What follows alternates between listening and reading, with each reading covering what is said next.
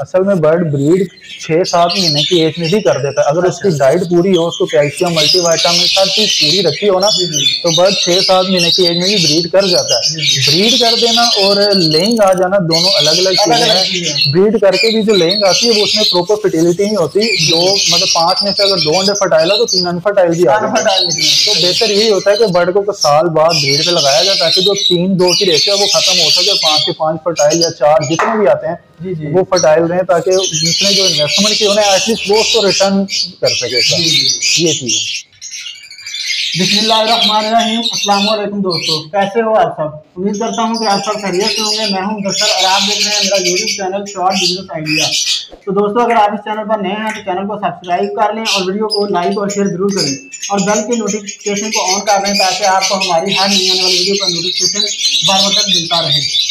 अस्सलाम वालेकुम सर। वालेकुम अस्सलाम सर, क्या हाल है? अल्हम्दुलिल्लाह। सर, सबसे पहले तो हमारे देखने वालों को अपना तारुफ करवा दीजिएगा और अपनी लोकेशन भी शेयर कर दीजिए। जी, मेरा नाम है नबील और मैं लाहौर का रहायशी हूँ। छोटे सांदे में मेरा घर है। सर, कब से फार्मिंग कर रहे हैं? फार्मिंग मुझे करते हुए मेरा दूसरा साल है जी। तो पहले साल मेरा एक्सपीरियंस बस अच्छा ही रहा था। आपको पता है कि पहला साल से सीखने का ही होता है, तो इस साल कुछ सीखा है तो इंशाल्लाह बेहतरी की उम्मीद है। तो सर, आप कौन कौन सी म्यूटेशन पे काम कर रहे हैं? इस टाइम मैं बेसिकली एक कमर्शियल आइटम में भी काम कर रहा हूँ। आपको पता है इस टाइम हर बंदे की रेंज में क्रिमिनल बाइनल वगैरह आते हैं उससे, और कुछ 2-3 पेयर मेरे हैं डिल्यूट के हैं जो कि स्प्लिट्स भी हैं, रीजल भी हैं, और पेल फेलो प्लाइन है और स्प्लिट तो प्लाइन है, और पॉसिबल की भी वर्किंग थोड़ी बहुत साथ साथ चल रही है। आपने सर कितनी इन्वेस्टमेंट की थी और कितने पेड़ लगाए थे? ऐसा है कि पिछले साल जब मैंने इन्वेस्टमेंट की थी तो मैंने कोई 1-1.5 लाख रुपए से शुरू किया था। उसमें मैं डायरेक्ट म्यूटेशन में चला गया था, जैसे कि ग्रीन ओप्लाइन, ब्लू ओप्लाइन वगैरह इस तरह।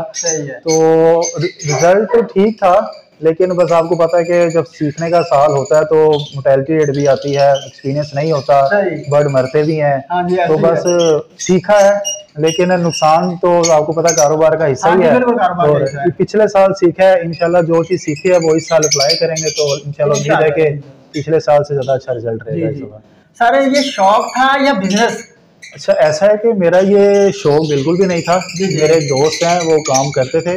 सदाम भाई भी मेरे दोस्त हैं, मेरे टीचर हैं अब्दुल सबूर भाई, और उनसे भी काफी सीखा। तो फिर मैंने कहा जब सारे ही कर रहे हैं और ये ऐसा काम है कि जो इंसान साइड बिजनेस के तौर पे घर पे भी कर लेता है, तो दिन में इंसान अगर ऑफिस में जॉब कर रहा है तो शाम को आके बर्ड्स को टाइम भी दे देता है। दूसरा ये है कि इस टाइम जब शाम को बंदा बर्ड्स के पास आता है, एक बंदा सारे दिन का थका होता है ना, तो रिलैक्स भी हो जाता है। तो बस इस वजह से भी ये काम कर लिया। अरे, आप जॉब के साथ इसको कैसे मैनेज करते हैं अकेले? ऐसा है कि सिर्फ मैं अकेला मैनेज नहीं करता, मेरी मिसेस भी है।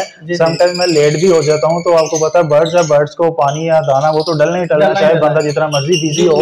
तो फिर मैं अपनी मिसेस को भी कह देता हूँ, वो उनको थोड़ा बहुत सिखा देता हूँ, तो वो पानी वगैरह भी चेंज कर लिया, कभी बर्ड्स को शिफ्ट करना हो या दाना वगैरह करना हो तो वो भी कर लेती हैं साथ। और आप इनको एक दिन में कितनी दफा दाना पानी करवाते हैं और कितना टाइम लगता है आपको? ऐसा है कि दाना पानी करते हैं मुझे एक टाइम 1 घंटे से 1.5 लग जाता है। इनका जो सोफुड का टाइम वो मैंने सुबह का रखा होता है, क्योंकि आपको पता है अगर सुबह फर्स्ट टाइम जब बर्ड उठता है तो बर्ड को सबसे पहले अगर सोफुड मिल जाए तो वो बर्ड की सेहत के लिए बहुत ज्यादा अच्छा होता है, बजाय कि हम दोपहर को सोफुड डालें या शाम को डालें। सारा दिन बर्ड दाना खाता रहे और शाम को सोफुड खाए तो वो बर्ड का मजा नहीं आता, बर्ड की सेहत नहीं बनती। तो ये चीज है, जब शाम को मैं घर आता हूँ तो आते साथ ही मेरा एक काम ये है, मैंने सबसे पहले ऊपर आना है, बर्ड्स को दाना वगैरह करना है, पानी शानी, उसमें मुझे घंटा 1.5 लग जाता है। उसके बाद फिर तो सॉफ्ट फूड में क्या यूज करवाते हैं आप? सॉफ्ट फूड में ऐसा है कि मैं कुछ सब्जियां यूज करवा देता हूँ, जिसमें चुकंदर हो गई, गाजर हो गई, हलवा कद्दू हो गया, माड़ू हो गया, और गीला दाना भी होता है, और उसमें अंडे वगैरह डाल देते हैं, और कुछ वो प्रोटीन वगैरह होते हैं, कैल्शियम प्राइम वगैरह, इस तरह की छोटी मोटी चीजें यूज करके बर्ड्स को देते रहते हैं। अपनी तरफ से तो बेस्ट ही करते हैं, बाकी आपको पता है जो नसीब में है होना तो वही है। बिल्कुल ऐसे। तो आप जब से काम कर रहे हैं माशाल्लाह 1.5-2 साल हो गए, आपको कोई मुश्किलात आई हो आपको इसमें? मुश्किलात ऐसे जितनी भी खास नहीं थी, लेकिन जब पहला साल था, टीचर्स मेरे हैं अब्दुल सबूर साहब भी, सदाम भाई भी हैं, गाइड करते रहते थे, लेकिन इतना कोई खास फर्क नहीं पड़ा। लेकिन फिर है कि जो 1-2 बर्ड मेरे एक्सपायर भी हुए सीखते सीखते। अब एक बर्ड बीमार है, मुझे नहीं समझ आ रही, तो फिर मैंने अपनी तरफ से भी कुछ इस पे अप्लाई किया, यार मैं ये करके देखूं कि इससे क्या फर्क पड़ता है। तो 1-2 बर्ड थे मेरे एक्सपायर हुए, बाकी अल्लाह का शुक्र है फिर ठीक रहे। तो पिछले साल इसकी वजह से काफी सीखा और अल्लाह का शुक्र है तब 5-6 पेयर से, और अब मेरे पास कोई 40-50 जोड़े लगे हैं।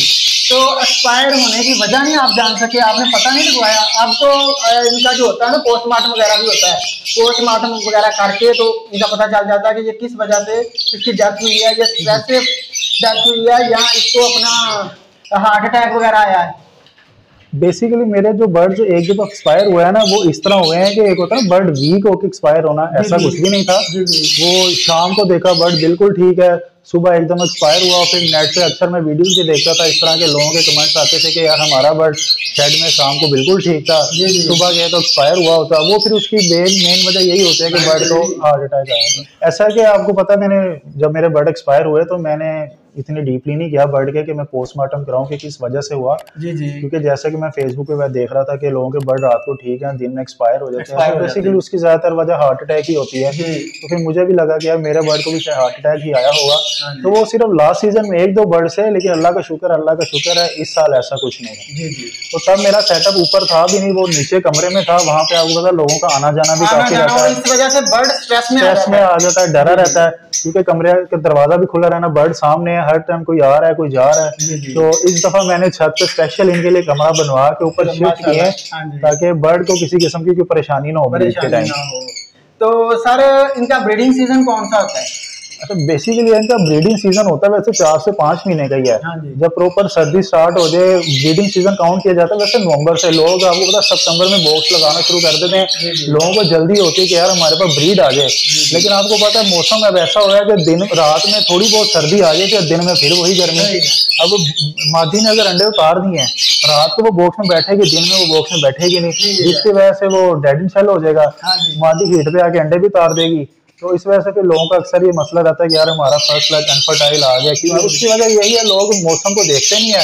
लोगों को होता है कि यार अक्टूबर आ गया, लोगों के जेहन में बैठा होता है कि 15 सितंबर या 30 सितंबर के दिन बॉक्स लगा देने, फिर नहीं देखना मौसम कैसा है, गर्मी है या सर्दी, उन्होंने लगा देने और अपना पहला क्लास जाया कर लेते हैं। मुझे बॉक्स लगाए अभी सिर्फ 15 दिन हुए हैं, और लेकिन मुझे अभी भी ये लगता है कि मैंने शायद बॉक्स जल्दी लगा दिए हैं, क्योंकि रात को मौसम बेहतर हो रहा है, दिन में मौसम अभी भी गर्म है। ठीक है, तो सारे बॉक्स लगाने में क्या एहतियात करनी चाहिए, इसका जरा बताएं। बॉक्स लगाने में एहतियात यही करनी चाहिए कि हमें सबसे पहले देखना चाहिए कि हमारा पेयर बाउंड है भी या नहीं है। हम ये देखते हैं कि यार मेल भी हमारा ब्रीडर है, फीमेल भी हमारी ब्रीडर है, तो बॉक्स लगा दो चाहे उनकी बाउंडिंग हुई या नहीं हुई। तो उसमें फिर ये होता है कि उनकी बाउंडिंग सही से होती नहीं है और फीमेल हीट पे आके एग ले कर देती है, फिर लोग कहते हैं यार अनफर्टिलिटी आ गई। तो पहले हमें इस चीज को इंश्योर कर लेना चाहिए कि हमारा पेयर बाउंड है प्रॉपर, फिर उसको बॉक्स देना चाहिए। तो ये वजह था। एक ये भी होता है कि आपके जो चिक्स होते हैं ना, ये मर रहे होते हैं ब्रीडिंग सीजन में बहुत ज्यादा, इसकी क्या वजूहत है? एक तो इसकी वजह होती है कि आपकी जो नेस्टिंग मटेरियल है वो अच्छा होना चाहिए। दूसरा ये होता है कि कुछ मादियां ऐसी होती हैं जिनका क्रॉप मिल्क इतना अच्छा नहीं होता। क्रॉप मिल्क ये होता है कि जब मादी दाना खाती है उसका मिल्क बनाती है, वो बर्ड को पास करती है। जैसे हम छोटे बच्चे को वो दूध वाला पाउडर देते हैं, क्योंकि छोटा बच्चा जब 2-4 दिन का होता है वो दूध ही पीता है, कोई ठोस चीज को खा नहीं सकता। यही चीज बर्ड्स में भी है। बर्ड्स वो लिक्विड पी लेता है, मतलब मादी उसको वो दाना लिक्विड बना के उसको जब पिलाती है, तो वो अगर बर्ड के पेट में वो दाना बन के रहेगा ना, तो वो बर्ड से वो उसको हजम ही नहीं करना, क्योंकि छोटे बर्ड की कैपेसिटी ही नहीं होती कि वो उसे हजम कर सके। जिस मादी का क्रॉप मिल अच्छा नहीं होगा, मोस्टली ये देखने में ये आता है कि उन्हीं मादी के बच्चे ज्यादातर एक्सपायर होते हैं। ये वजह। तो आप अंडे फोस्टर करते हैं या उसी पेयर से अपना ब्रीड लेते हैं? कोशिश मेरी यही होती है कि मैं एक मेल के साथ, ना मेरी आदत रही है पिछले साल मैं एक मेल के साथ मतलब 3 से 4 मादियां चलाता हूँ। जी, आप सीख गए हैं? हाँ, ये मैं पिछले साल सीखा, इस वजह से मैंने 1-2 बर्ड एक्सपायर भी करवाया। मैं एक मेल के साथ 3 से 4 मादियां चलाता हूँ, लेकिन ये प्रोसेस होता है सीजन शुरू होने से 2 महीने पहले का, ताकि 10 से 15 दिन एक मादी के साथ अच्छी तरह बांध कराऊं, फिर उस मेल को दूसरी मादी के साथ, फिर तीसरी मादी के साथ। हाँ, अगर मेरा पेड़ ही एक हो तो फिर मैं उसके, अगर मैंने क्लच 3 या 4 लेने हो तो फिर मैं उसके अंडे कभी कभी फोस्टर कर देता हूँ। वो भी सिर्फ तब जब फोस्टर पेयर के भी अंडे और ब्रीडर पेयर के अंडे की लेइंग सेम डेट की हो या मैक्सिमम को 3 से 4 दिन का फर्क हो, तो फिर मैं उसके अंडे फोस्टर करता हूँ। अदरवाइज अगर लेइंग में फर्क आ जाए कि मेरे फोस्टर पेयर ने 10 दिन पहले अंडे उतार दिए और ब्रीडर मेरा अब अंडे उतार रहा है, तो फिर मैं उसके अंडे शिफ्ट नहीं करता, अंडे मैं उसके नीचे ही पलवाता हूँ। जब बच्चे निकलाते हैं फिर बच्चे में जो सेम एज के बच्चे जिस बॉक्स में होते हैं ना, मैं उसमें शिफ्ट करके उस पेयर को दोबारा ब्रीड के लिए तैयार कर देता हूँ। माशाल्लाह। अच्छा, तो सर अपना ये बताइएगा कि ये पेयरिंग जब करते हैं हम, उसमें क्या क्या ख्याल रखना चाहिए हमें? पेयरिंग करते हुए, हाँ जी, पेयरिंग करते हुए असल में सबसे पहले ये होता है कि बर्ड की एज पूरी होनी चाहिए।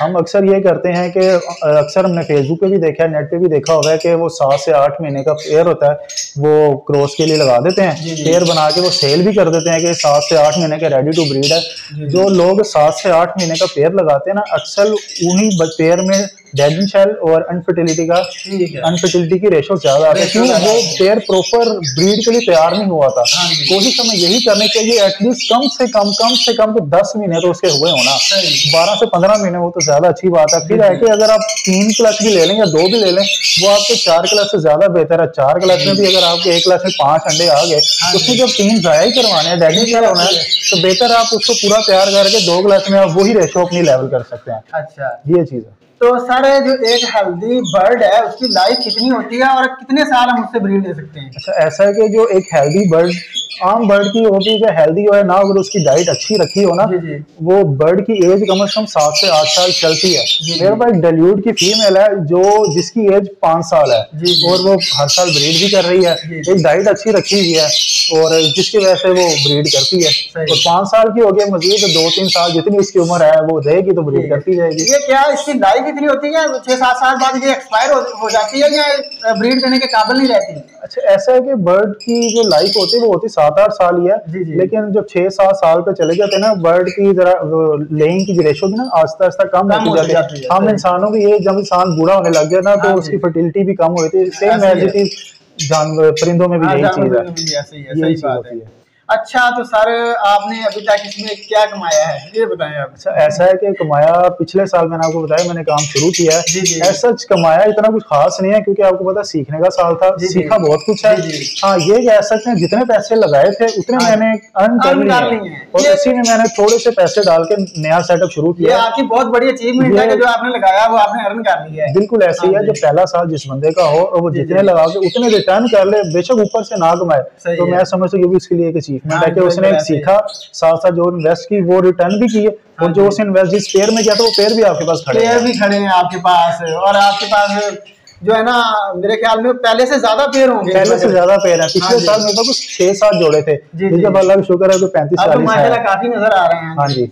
अच्छा, तो सारे न्यू आने वाले फैंसियर को आप क्या मशवरा देंगे कि वो चिक्स ले, अपना पट्ठे ले या ब्रीडर पेयर लेके वो अपना काम शुरू करे? मैं इसमें ये कहना चाहूंगा कि जो न्यू फैंसियर है ना, अगर उसका कोई उस्ताद अच्छा है जो उसको प्रॉपर गाइड करे, उसको अपने साथ लेके चले, जो मुखलिस हो उसके साथ, फिर तो चाहे वो ब्रीडर पेयर भी लगा ले, कोई इशू नहीं है।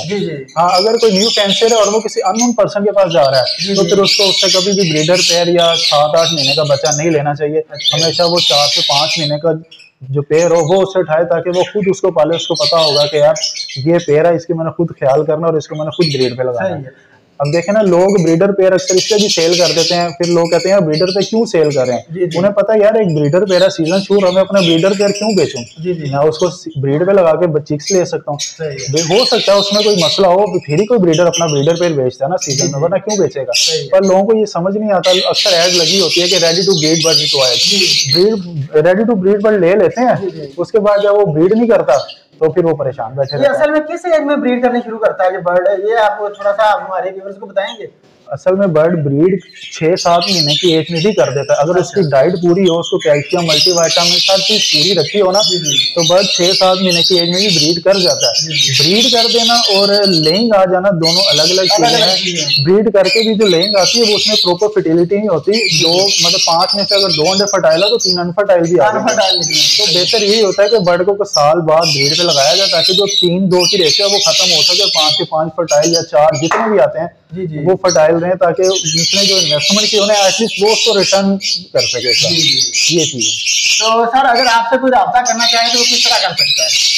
बहुत ही आसान है, मेरा नंबर है 0322 7177 248। जी, थैंक यू सर, बड़ी मेहरबानी आपकी, शुक्रिया। अल्लाह हाफिज़।